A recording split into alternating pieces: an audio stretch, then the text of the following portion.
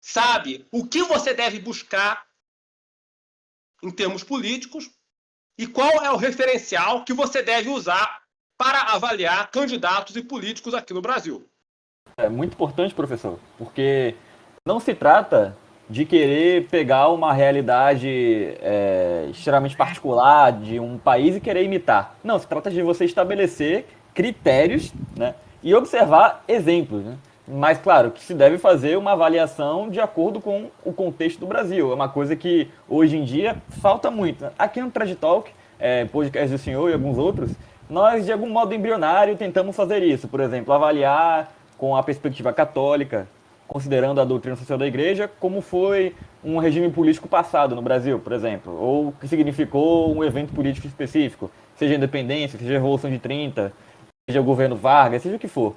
O que falta muito hoje em dia, ao meu ver, é exatamente tentar fazer uma hermenêutica, digamos assim, da questão da história do Brasil, da política brasileira, sob esse auspício, né? Observando os modelos de Estado católico, observando tudo isso que nós temos de material interessante, né? Como o senhor mencionou aí, temos a Espanha franquista, temos também a Portugal de Salazar e temos N outros exemplos.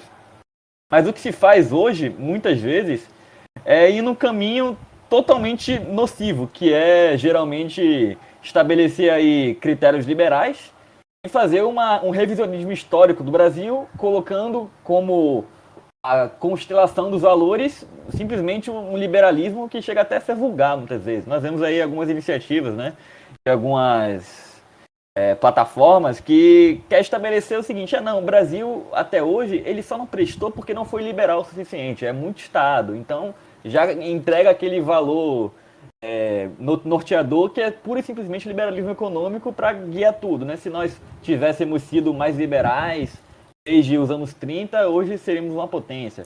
Além da questão materialista aí, que é bem óbvia, há os valores extremamente perniciosos, né?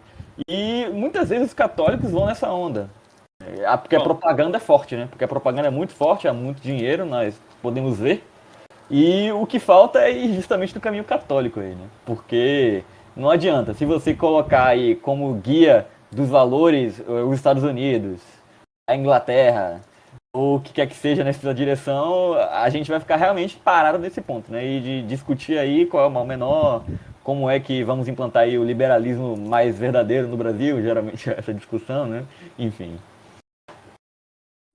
Exatamente, Guilherme. Está faltando muito nos canais católicos uma hermenêutica, uma avaliação da nossa história, dos nossos governos, usando como referencial, né, os estados católicos, né, que foram efetivamente regidos segundo a doutrina social da Igreja e aprovados, reconhecidos como tais pela Santa Sé.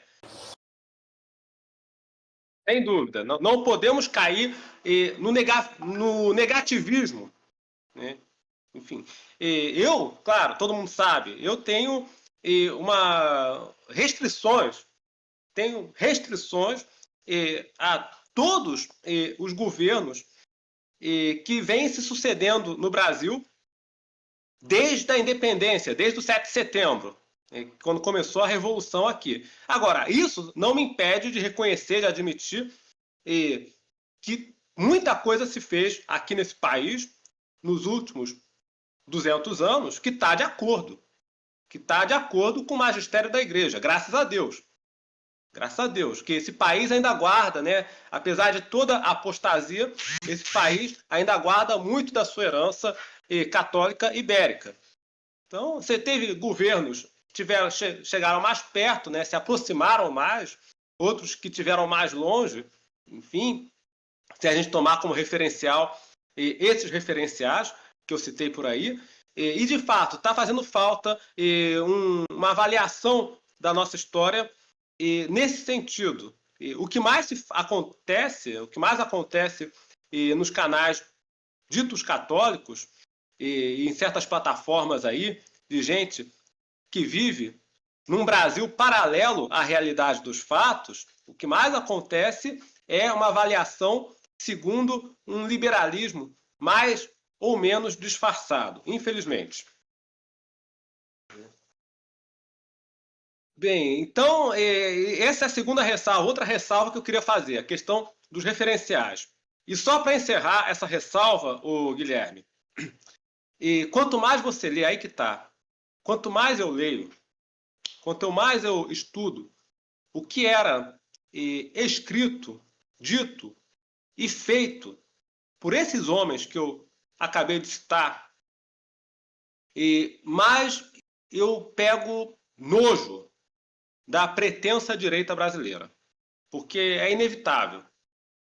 Quando você compara, né, o que esses homens aqui, que eu citei, por exemplo, o que esses homens aqui escreviam em matéria de política e economia, e o que eles efetivamente não só escreviam, buscavam na prática, e aí você compara com o que vem sendo feito aqui no Brasil, que vem sendo escrito aqui no Brasil, e você fica com nojo. Nojo, repulsa da pseudo-direita brasileira. Então, se perder a eleição, a derrota será merecida.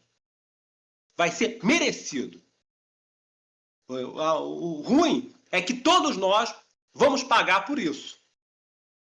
Pela derrota dessa direita vagabunda aí. Nós vamos sofrer debaixo do Lula. Isso é para se lamentar. Mas a derrota deles eu não vou lamentar de jeito nenhum. Vou só lamentar a nossa desgraça, né? Porque tolerar o PT 4 anos, uma eternidade que seja, é dose.